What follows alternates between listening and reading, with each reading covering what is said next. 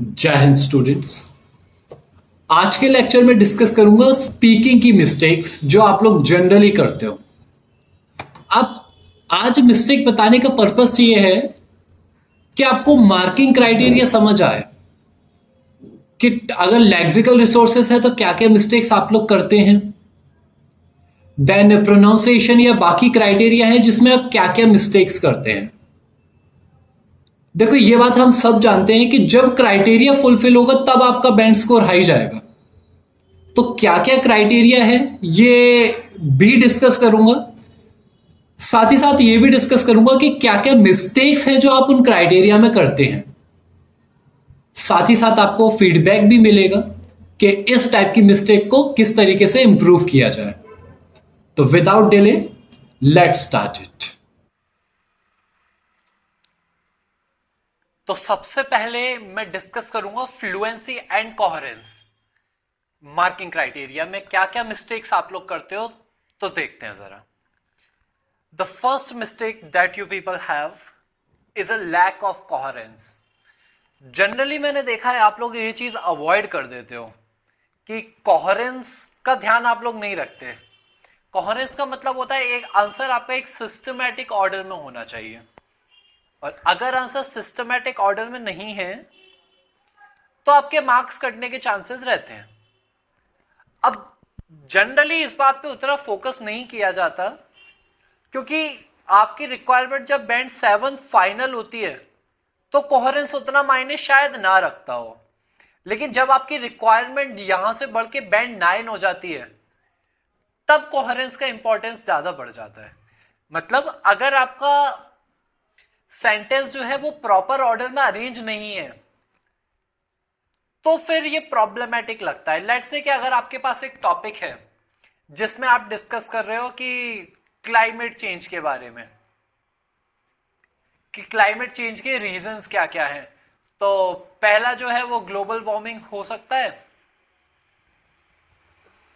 Then बिना कुछ information add किए, बिना कोई सेंटेंस कनेक्टर ऐड किए आप ये बताना स्टार्ट कर दो कि ग्लोबल वार्मिंग क्या है। तो अभी आप क्लाइमेट चेंज से शिफ्ट होके आपका टॉपिक कहां आ गया, ग्लोबल वार्मिंग की इंफॉर्मेशन बताने पे कि ग्लोबल वार्मिंग एक्चुअली है क्या।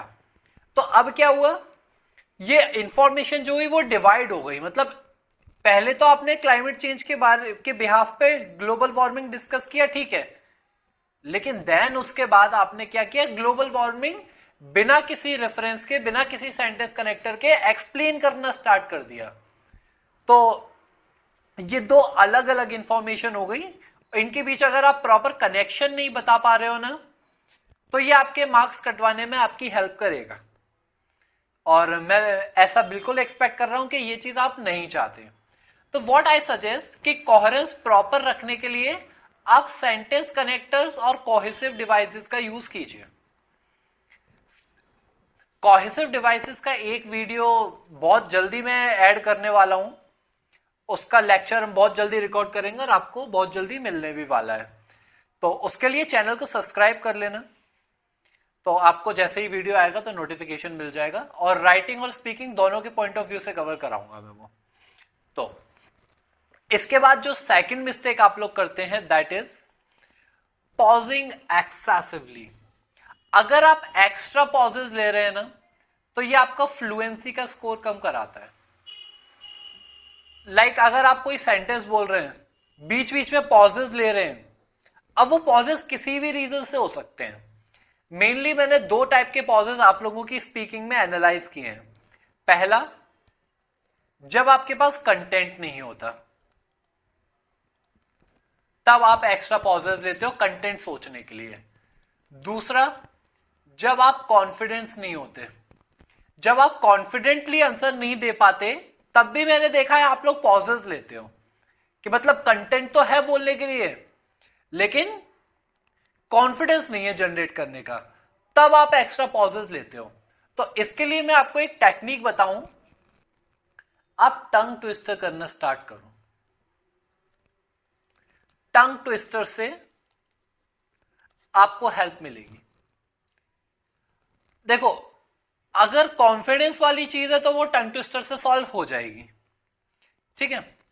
और अगर कंटेंट कवर करने वाली बात है तो कंटेंट के लिए आप आइडियाज एक्सप्लोर करना स्टार्ट करो। क्या क्या आइडियाज एक्सप्लोर किए जा सकते हैं? तो एक ये बीबीसी न्यूज चैनल है,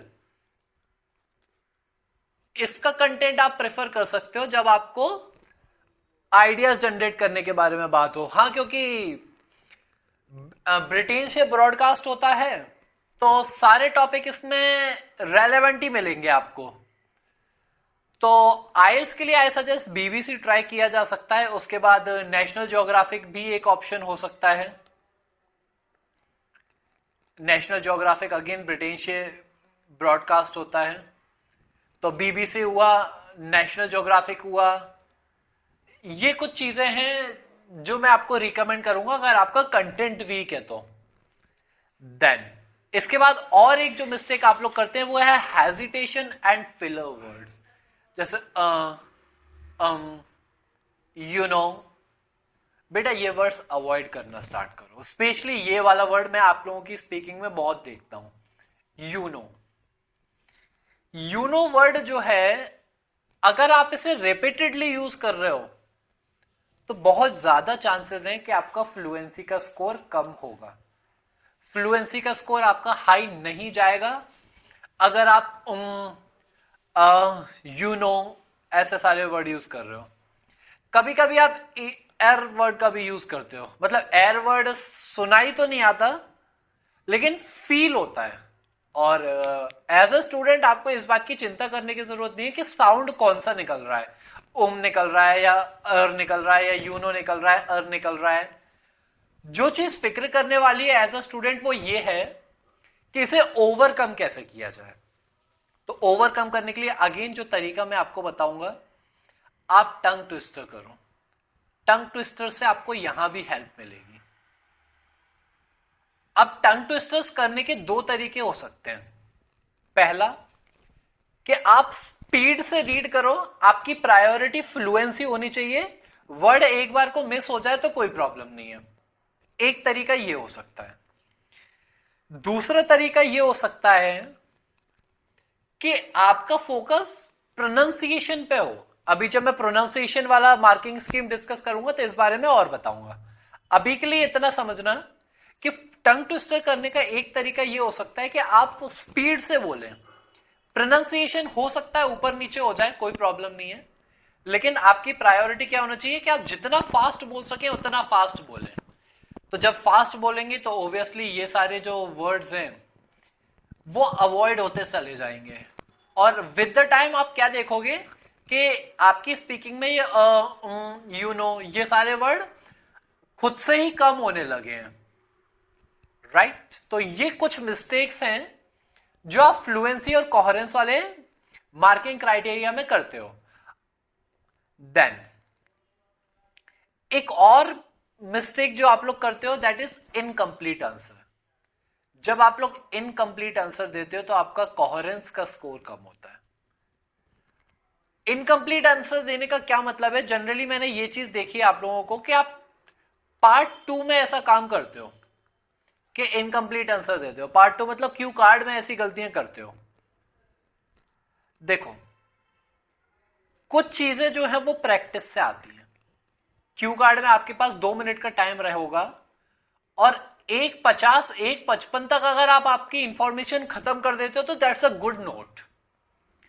अब जनरली क्या देखा गया है कि आप लोग 2 मिनट तक कंटिन्यू बोलते रहते हो, देन एग्जामिनर आपको रोकता है। अब जब एग्जामिनर आपको रोकता है तो इसमें दो पॉसिबल कंडीशन है। कंडीशन नंबर फर्स्ट कि आपका टॉपिक कवर हो गया है, तब तो ये कोहेरेंस वाली इशू होगा ही नहीं पार्ट सेकंड में। सेकंड क्या है कि सॉरी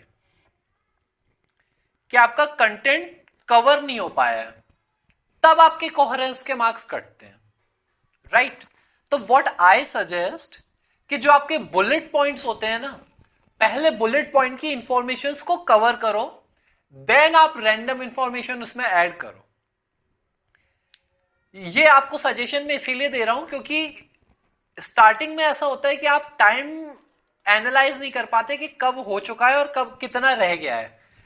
जनरली मैंने क्या देखा है, आप लोग 120 पे रुक जाते हो, 110 पे रुक जाते हो, and the reason lack of a practice. जब आप प्रॉपर प्रैक्टिस करने लगेंगे तो आपको ये चीज समझ आने लगेगी कि 150 तक कितना बोलना होता है।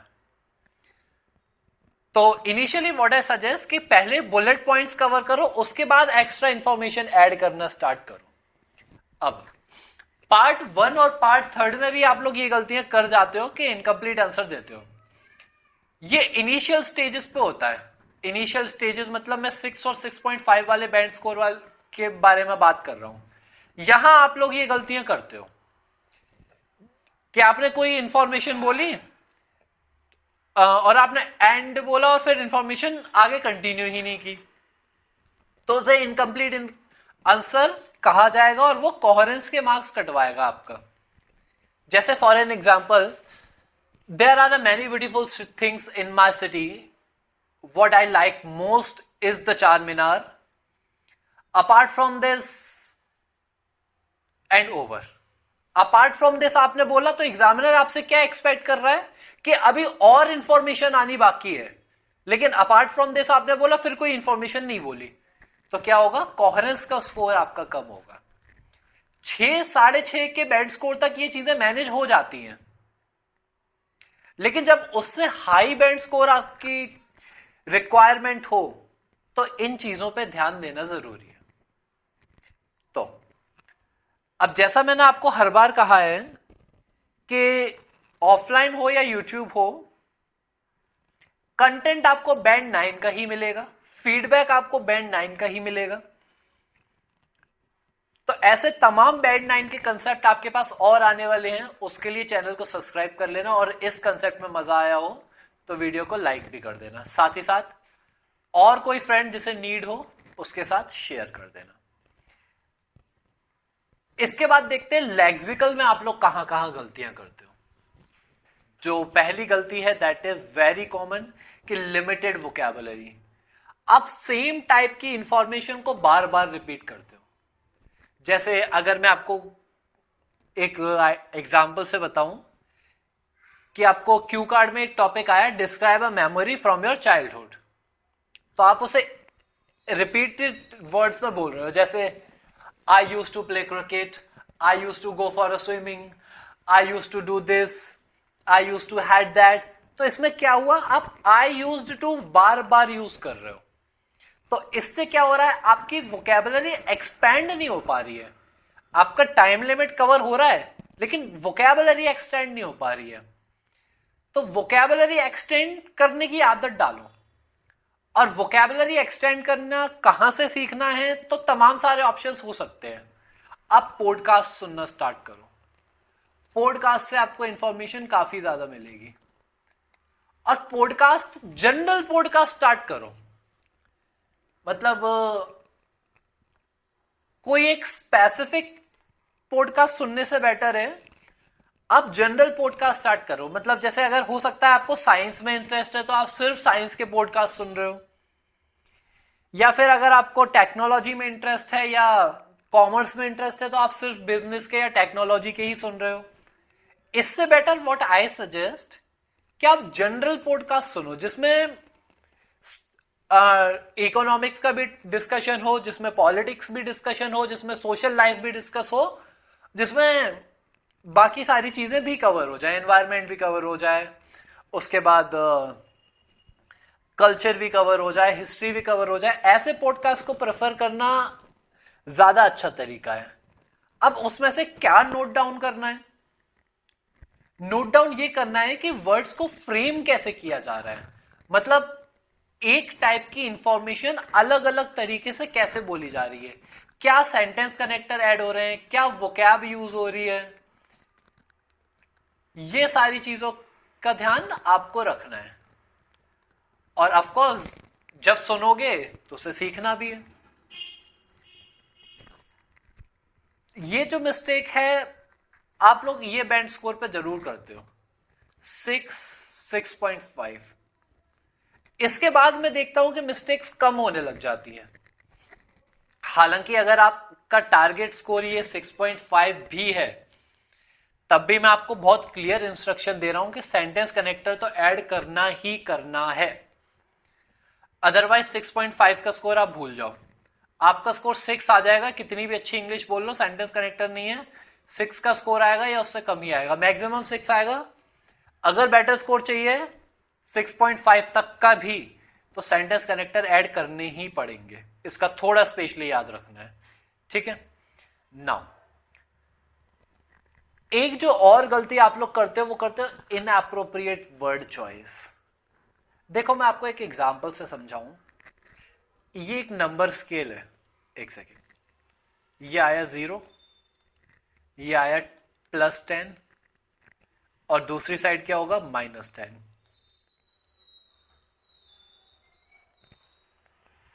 -10, अब समझना, एक कोई वर्ड है जो 0 पे है, वहां से अगर मुझे कोई पैराफ्रेज ढूंढना है +2 पे, तो ये बहुत क्लोज पैराफ्रेज हुआ। सेम सेंस में अगर मुझे दूसरी साइड पैराफ्रेज ढूंढना है, लेट से मैंने -2 पे ढूंढ दिया, तो ये भी बहुत क्लोज पैराफ्रेज हुआ। लेकिन -2 से लेके +2 तक की जो डिस्टेंस है वो कितनी है, 4 डिजिट्स की डिस्टेंस है। तो मैं आपको क्या समझाना चाह रहा हूं कि कभी कभी ऐसा होता है कि आपको लगता है कि ये वर्ड इसका पैराफ्रेज है, और ऑफकोर्स वो होता भी है, लेकिन काफी लंबा पैराफ्रेज होता है जिसकी वजह से आपके मार्क्स कट जाते हैं। जैसे अगर मैं आपको एक एग्जांपल से क्लियर करूं, एक वर्ड है बैड, जिसको पैराफ्रेज आप लिख सकते हो डेविल, और साथ ही साथ उसके लिए आप एक पैराफ्रेज और लिख सकते हो बैड के लिए, करप्ट। तो बैड के लिए तो करप्ट भी पैराफ्रेज है और डेविल भी पैराफ्रेज है, राइट। लेकिन अगर आप ध्यान से समझने की कोशिश करो तो ये करप्ट और डेविल पैराफ्रेज नहीं है। समझने की कोशिश करना ये बात को, क्योंकि यही गलती है जो आप लोग जनरली कर जाते हो। आप सोचते हो कि पैराफ्रेज हो रहा है, क्योंकि जनरली आपको क्लासेस भी इसी तरीके से पढ़ाई जाती हैं कि एक वर्ड बताया जाता है, उसके फिर पैराफ्रेज बता दिए जाते हैं। लेकिन पैराफ्रेज में डिफरेंस होता है, हर वर्ड एक दूसरे का पैराफ्रेज ना हो इसके बहुत ज्यादा चांसेस है। जैसे मैंने आपको बताया करप्ट और डेविल पैराफ्रेज नहीं है, राइट। तो ऐसी गलतियां अगर आप करोगे तो लेक्सिकल का स्कोर कम होगा। और ऐसी गलतियां कहां तक एक्सपेक्टेड हैं, तो बैंड 7 तक की अगर आपकी रिक्वायरमेंट है तो ये मिस्टेक आपकी चल जाएंगी, लेकिन उससे ज्यादा की रिक्वायरमेंट है और आई वुड से कि 7.5 तक भी चल जाएंगी, लेकिन उससे ज्यादा की अगर आपकी बैंड रिक्वायरमेंट है तो इन मिस्टेक्स का थोड़ा ध्यान रखना पड़ेगा। एक प्रॉपर लेक्सिकल आपको यूज करना है, इसका स्पेशली याद रखना पड़ेगा अगर आपकी रिक्वायरमेंट 7 या 7.5 से ज्यादा है। चलो देन अगली जो गलती आप लोग करते हो, लैक ऑफ सिनोनिम्स और पैराफ्रेजिंग। सेम इंफॉर्मेशन है, क्या आप इंफॉर्मेशन के लिए सिनोनिम्स नहीं ढूंढते? अभी मैंने आपको क्या बताया, आप गलत वर्ड यूज करते हो। यहां मैं आपको बता रहा हूं कि वर्ड यूज ही नहीं करते। Lack of synonym and paraphrasing word. अभी जो मैंने आपको क्राइटेरिया बताया वो 7, 7.5 तक का स्कोर आ जाएगा अगर उसे फॉलो नहीं करोगे तो। और ये क्राइटेरिया 6 और 6.5 का है। 6.5 का नहीं कहूं मैं, मैक्सिमम 6 का है। अब 6 के नीचे कुछ भी हो सकता है, या इवन 6 तक हो सकता है। जब आप वर्ड्स को पैराफ्रेज नहीं कर रहे हो ना, तो आपका मैक्सिमम 6 बैंड आ जाएगा। उससे ज्यादा थोड़ा प्रॉब्लमैटिक है, उससे ज्यादा प्रॉब्लम आपको बिल्कुल होगी। जब आप साइनोनिम्स और पैराफ्रेज वर्ड को यूज करना स्टार्ट करोगे देन आपका स्कोर बूस्ट अप होगा। आप एक इंफॉर्मेशन में, जैसे अगर मैं यही वाली इंफॉर्मेशन के बारे में बात करूं, बैड और करप्ट डिविल के बारे में, तो आप हर बार बैड वर्ड का ही यूज कर रहे हो जहां कुछ नेगेटिव चीज दिखानी है। हर बार बैड का यूज करोगे तो ऑफकोर्स आपका लेक्सिकल का स्कोर कटना चाहिए, क्योंकि साइनोनिम्स प्रॉपर नहीं है आपके, प्रॉपर क्या है ही नहीं है, और पैराफ्रेज आप प्रॉपरली कर नहीं पा रहे हो। तो एक ये और है जहां पे आपका बैंड स्कोर कम होता है। इसके बाद ग्रामर में कहां कहां मिस्टेक करते हो समझते हैं। बेसिक सेंटेंस स्ट्रक्चर, आप सिर्फ और सिर्फ बेसिक सेंटेंस का स्ट्रक्चर यूज करते हो, basic as in simple sentence use करते हो। सिंपल सेंटेंस का क्या मतलब होता है? सब्जेक्ट, वर्ब और ऑब्जेक्ट, या फिर मैं ऐसा बोल दूं subject, helping verb, main verb और ऑब्जेक्ट। अगर आप चाह रहे हो कि आपका कॉम्प्लेक्स अगर आप चाह रहे हो कि आपका स्कोर एक अच्छा बैंड हो, तो आपको कॉम्प्लेक्स सेंटेंसेस ऐड करने की आदत डालनी पड़ेगी, क्योंकि 5, 5.5 किसी की रिक्वायरमेंट नहीं होती। और जब आप सिंपल सेंटेंसेस यूज कर रहे हो, विदाउट सेंटेंस कनेक्टर यूज कर रहे हो, तो चांसेस हैं कि आपका स्कोर 6 से कम ही आएगा। तो सिंपल सेंटेंसेस के अलावा कॉम्प्लेक्स सेंटेंसेस यूज करने की भी आदत आपको डालनी पड़ेगी। कॉम्प्लेक्स सेंटेंसेस कहां से सीखेंगे? तो मैं वीडियो रिकॉर्ड करूंगा इसके लिए भी, तो क्लास से आप सीख ही सकते हो। अगर आपका एग्जाम क्लोज है तो आई सजेस्ट कोई भी एक ग्रामर की बुक ले लो, रैन एंड मार्टिन ले लो, एसपी बख्शी, आपको जो भी ठीक लगे। एसपी बख्शी ना लो तो ज्यादा बेटर है, क्योंकि उसका लेवल काफी ज्यादा हाई है। एज अ आइल स्टूडेंट आप परेशान हो जाओगे उससे। रैन एंड मार्टिन ले लेना, उसमें आपको मिल जाएगा, या फिर नॉर्मन लुइस की बुक ले लेना, उसमें भी आपको काफी अच्छी इंफॉर्मेशन मिल जाएगी। तो वहां से ये सारी चीजें कवर कर लेना। हालांकि यहाँ यूट्यूब पे तो मैं कवर करा ही दूंगा, लेकिन अगर आपका एग्जाम जल्दी है या फिर आपको जल्दी सीखना है, तो ये 2 बुक मैंने जो रिकमेंड की है इनसे कर लेना। लेकिन कॉम्प्लेक्स सेंटेंस डालने की आदत डालो, बिना उसके अच्छा बैंड स्कोर नहीं आएगा। देन वर्ब और टेंस का एरर, ये मिस्टेक आप लोग कम करते हो, लेकिन अगर आपका स्कोर 6 और 6.5 के बीच आने की संभावना है, तो आप इनिशियल डेज में ये गलतियां करोगे, ऐसा मैं दावे के साथ बोल सकता हूं। अगर एग्जाम डे के दिन आपका ये स्कोर आने की संभावना है, तो मैं आपको दावे के साथ बोल रहा हूं कि आप इनिशियल डेज में ये गलतियां करते ही होगे। मेरा क्या मतलब है इस बात से, कि जब आपको फ्यूचर की या प्रेजेंट की इंफॉर्मेशन शो करनी हो या पास्ट की इंफॉर्मेशन शो करनी हो, तो आप उसके लिए प्रॉपर टेंस यूज नहीं करते। जैसे मैं आपको एक एग्जांपल से बताऊं, ज्यादा जल्दी क्लियर होगा। Not I used to play football nowadays। I use to play football nowadays sentence गलत है। क्या गलती है इसमें, ये मैं आपको सिखाऊंगा जब मैं मॉडल्स की क्लास कवर कराऊंगा। और अगर आप ये कंसेप्ट ऑलरेडी पढ़ चुके हो, तो मुझे कमेंट बॉक्स में मेंशन करके बताओ कि सेंटेंस का करेक्ट वर्जन क्या होना चाहिए। ये नाउअडेज के बिहाफ पे आपको लिखना है आंसर, हाँ, प्रेजेंट के सेंस में। तो अब आप इंफॉर्मेशन क्या कर रहे हो, यहां पास्ट है, यहां प्रेजेंट लिख रहे हो, तो आपका क्या वर्ब का टेंस प्रॉपर नहीं बैठ रहा। तो ये गलतियां आप लोग जनरली कर देते हो, तो इसका भी थोड़ा ध्यान रखना है। Now the next one, lack of complex structure. मैंने जैसा अभी बताया कि कॉम्प्लेक्स स्ट्रक्चर यूज नहीं करोगे नहीं आएगा। क्या क्या कॉम्प्लेक्स सेंटेंस यूज कर सकते हैं? कंडीशनल सेंटेंस यूज करो, ये एग्जामिनर का फेवरेट होता है।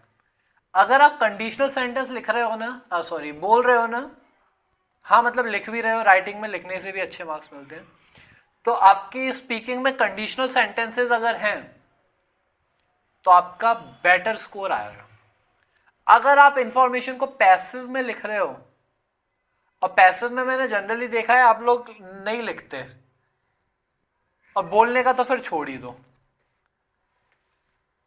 तो पैसिव का यूज करना स्टार्ट करो स्पीकिंग में भी। हालांकि राइटिंग में तो रिकमेंडेड है ही कि करना ही करना है, लेकिन स्पीकिंग में भी करने की आदत डालो। तो पैसिव के बाद रिलेटिव क्लॉज। रिलेटिव क्लॉज क्या होते हैं इसके लिए अगेन आपको एक लेक्चर में बनाऊंगा, वहाँ ये सारी चीज़ें समझेंगे। तो अभी के लिए ये समझने वाली चीज़ है कि कंडीशनल यूज़ करना है, पैसिव वॉइस यूज़ करना है और साथ ही साथ रिलेटिव क्लॉज यूज़ करना है, राइट। अगर आप एक अच्छा बैंड स्कोर चाहते हैं तो इसके बाद और समझते हैं, एक सब्जेक्ट वर्ब एग्रीमेंट की गलतियां आप लोग करते हो। मतलब जो आपका सब्जेक्ट है उसके अकॉर्डिंग आप वर्ब कभी कभी नहीं लगा पाते। जैसे अगर मैं एक एग्जांपल लिखूं, she along with her friends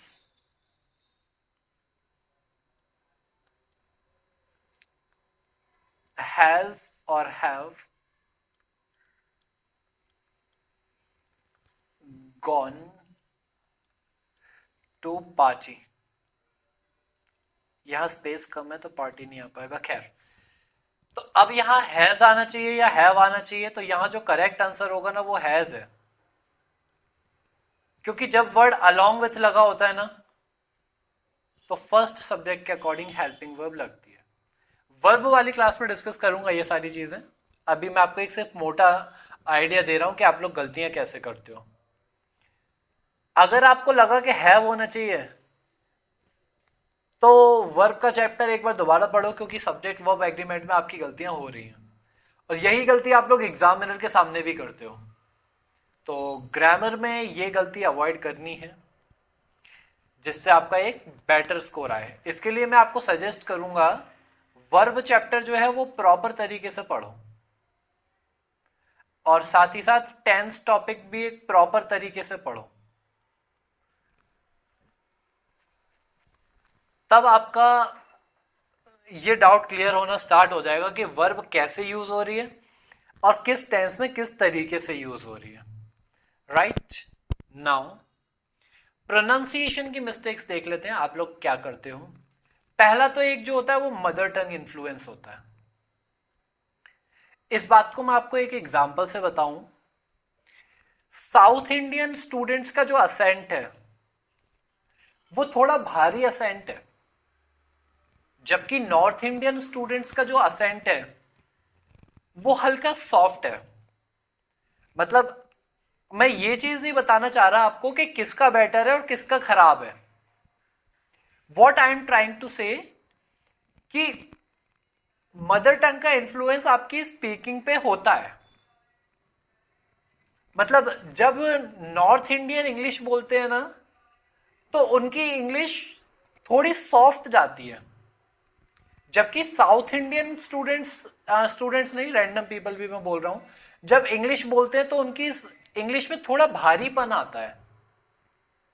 अब भारीपन और सॉफ्टनेस से सही गलत डिसाइड तो नहीं होता, ये बात मैं एग्री कर रहा हूं, लेकिन कुछ ऐसे वर्ड्स हैं जो आप लोग गलत तरीके से प्रोनाउंस कर जाते हो, चाहे वो नॉर्थ इंडियन स्टूडेंट हो या वो साउथ इंडियन स्टूडेंट हो। तो जहां आपको कंफ्यूजन हो कि इस वर्ड को कैसे प्रोनाउंस करना है, तो इसके लिए बहुत छोटा सा सजेशन है, गूगल ट्रांसलेटर।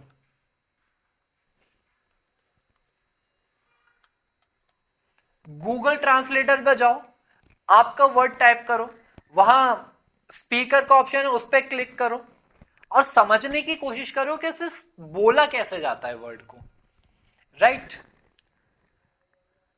कभी कभी ऐसा हो सकता है कि आप प्रॉपर ना बोल पाओ, लेकिन विद द प्रैक्टिस ये चीजें आ जाएंगी, ठीक है। और आई सजेस्ट के रेगुलर फीडबैक लेते रहा करो। मतलब अगर आप लोग ऑफलाइन क्लासेस पढ़ रहे हो तो फीडबैक ऑफकोर्स मैं दे ही दूंगा, लेकिन अगर आप ऑनलाइन ये लेक्चर यूट्यूब पर देख रहे हो तो व्हाट आई सजेस्ट कि आप कमेंट में मुझे ये चीज मेंशन कर दो कि सर स्पीकिंग सेशन अरेंज करा दो, तो मैं टीम को बोल के आपका एक स्पीकिंग सेशन अरेंज करा दूंगा जहां मैं आपको एक प्रॉपर फीडबैक दूंगा कि आपका प्रोनाउंसिएशन में क्या इंप्रूवमेंट हो सकता है और क्या इंप्रूवमेंट करने की जरूरत है और कितना प्रॉपर जा रहा है। तो इसके लिए मुझे कमेंट में मेंशन कर देना एक सेकेंड, इसके लिए आप मुझे कमेंट में मेंशन कर देना, तो टीम फिर आपको कांटेक्ट करके स्पीकिंग सेशन शेड्यूल कर देगी। तो मदर टंग का इन्फ्लुएंस हमेशा रहता है, इस बात का थोड़ा ध्यान देना है कि आप, अगर आपको लग रहा है कि ये वर्ड मैं ठीक तरीके से नहीं बोल रहा हूं, without a doubt Google translate जाओ, वर्ड को सुनो, प्रॉपर प्रोनाउंस करने की कोशिश करो। देन जो अगली गलती आप लोग करते हो वो इनकरेक्ट स्ट्रेस एंड इंटोनेशन। ये भी कुछ कुछ मदर टंग से ही इन्फ्लुएंस है कि आप प्रॉपरली किसी वर्ड को स्ट्रेस नहीं कर पाते। मतलब अभी एक मैं आपको सिचुएशन बताऊं, उससे आप जल्दी रिलेट कर पाओगे। यहां हैदराबाद में मैंने क्या चीज नोटिस की है कि जब नॉर्थ इंडियन पीपल तेलुगु बोलते हैं तो वही कि उनकी भाषा में थोड़ी सॉफ्टनेस रहती है।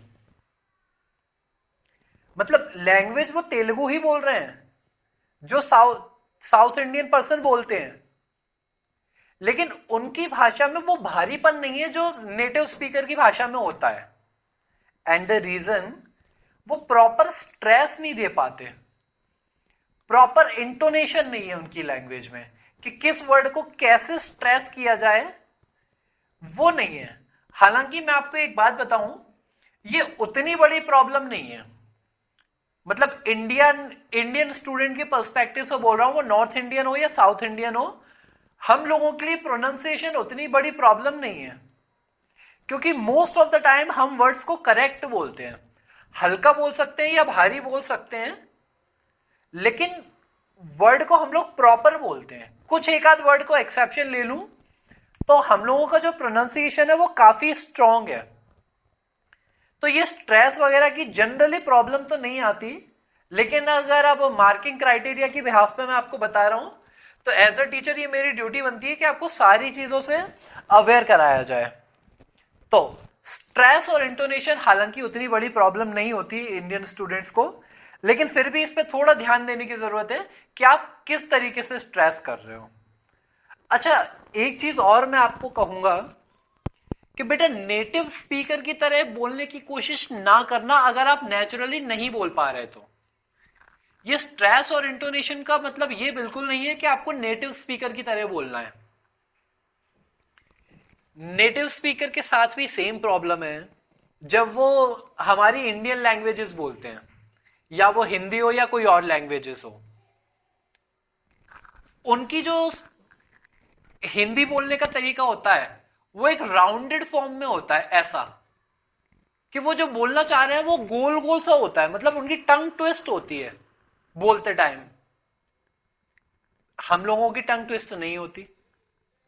तो what I am trying to say कि प्रोनाउंसिएशन जो है वो पर्सन टू पर्सन डिफर हो सकता है, और स्ट्रेस और इंटोनेशन को इस बात से बिल्कुल रिलेट मत करना कि आपको नेटिव स्पीकर की तरह बोलना है। राइट? प्रॉपर स्ट्रेस हो उतना काफी है, नेटिव स्पीकर जैसा हो इसकी कोशिश बिल्कुल मत करना। अगर आपका नेचुरल टंग वैसा है तब तो दैट्स वेल एंड गुड। जैसे नॉर्थ ईस्ट में जो स्टूडेंट्स हैं वहां मैंने देखा है उनका काफी कुछ नेटिव स्पीकर जैसा है, लेकिन नॉर्थ इंडिया और साउथ इंडिया में उतना नेटिव स्पीकर जैसा फील नहीं आता। तो अगर आपका फील नेचुरली नेटिव स्पीकर जैसा है तो ये अच्छी बात है, अगर नहीं है तो परेशान होने की बिल्कुल जरूरत नहीं है, आपके बैंड स्कोर पे कोई फर्क नहीं पड़ेगा। Right? Next, miss pronunciation of individual words, जो मैंने अभी आपको थोड़ी देर पहले बताया कि कुछ वर्ड्स हैं जिसे आप प्रॉपरली प्रॉपरली प्रोनाउंस नहीं कर पाते। एंड उसका रीजन अगेन मैं कहूंगा कि नेटिव लैंग्वेज ही है। हालांकि इंडियन स्टूडेंट्स पे अगेन मैं सेम थिंग कह रहा हूं कि ये बात उतनी ज्यादा लागू नहीं होती, कुछ लिमिटेड वर्ड्स हैं, उसके अलावा ये बात हम लोगों पे लागू नहीं होती, क्योंकि हमारी टंग जो है वो उसी तरीके से डेवलप हुई है कि वो कोई भी लैंग्वेज प्रॉपरली बोल लेती है। अब आपकी नेटिव लैंग्वेज जो भी हो, तेलुगु हो, मलयाली हो, या फिर गुजराती, बंगाली, हिंदी, पंजाबी, जो भी हो, हमारी टंग इसी तरीके से डिजाइन हो गई है लैंग्वेजेस बोलते बोलते कि कोई और लैंग्वेज भी चाहे हम बोले तो उतनी ज्यादा प्रॉब्लम नहीं आती, अगर कुछ स्पेसिफिक वर्ड्स को छोड़ दूं तो। इसके बाद ये सारी चीजें थी जो गलतियां आप लोग जनरली करते हो, और आई सजेस्ट कि गलतियों को अवॉइड करने की आदत डे 1 से होनी चाहिए, क्योंकि अगर इंप्रूवमेंट है तो पढ़ाई करने का मतलब है। अभी लास्ट वीक की एक इंसिडेंट मैं आपको बताता हूं एज अ मोटिवेशन, फिर उसके बाद क्लास बाइंड अप करेंगे। एक स्टूडेंट मेरे पास ऑफलाइन क्लास में आता है, कहता सर आइल्स की प्रिपरेशन करना है, मैंने ऑलरेडी आइल्स दे दिया है लेकिन मैं फिर से प्रैक्टिस करना चाहता हूं। तो मैंने कहा ठीक है, स्कोर कितना था आपका? तो कहता सर मेरा स्कोर ये था, अच्छा ये मार्कर दिख नहीं रहा, एक सेकंड। कहता सर मेरा स्कोर ये था, 6 रीडिंग, 6.5 लिसनिंग, 6.5 रीडिंग और 6 ही राइटिंग। मतलब इनमें ऊपर नीचे हो सकता है लेकिन ओवरऑल जो उसका था वो था 6 था। और उसकी रिक्वायरमेंट जिस यूनिवर्सिटी का वो बता रहा था उसमें ये एक्सेप्टेड थे। तो मैंने कहा कि फिर दोबारा प्रिपरेशन क्यों करना है? तो जानते हो क्या बोलता है? अब जो मैं बोलने वाला हूं ना उससे आपका सीना गर्व से चौड़ा हो जाएगा। तो जानते हो क्या बोलता है? सर जब मैं मेरी क्लास में बैठूं ना तो भारत का झंडा ऊंचा रहना है। मुझे 6 आ गया, मैं यूनिवर्सिटी जा सकता हूं, लेकिन मुझे ये रिक्वायरमेंट दिलवा दो सर। मैं बाकी लोगों से ऊपर उठना चाहता हूं, मुझे ये बैंड 9 दिलवा दो सर। ये जान के मुझे बहुत खुशी हुई कि यूनिवर्सिटी का क्राइटेरिया पूरा करने के बाद भी स्टूडेंट में इच्छा है कि सर यूनिवर्सिटी का क्राइटेरिया तो पूरा तो हो गया, भारत का झंडा ऊंचा लेकर जाना है। तो इन चीजों से बड़ी खुशी मिलती है, पता है। तो आई एम एक्सपेक्टिंग कि आप लोगों में से भी कोई होगा, कोई क्या मैं एक्सपेक्ट कर रहा हूं सारे ही हों जो इस लेवल के लिए पढ़ाई करें। बैंड 9 रिक्वायरमेंट नहीं, जिद होती है। क्या आप जिद्दी हो? चलो इसी के साथ सेशन को बाइंड अप करते हैं, मिलते हैं नेक्स्ट लेक्चर में। टिल देन जय हिंद, टेक केयर।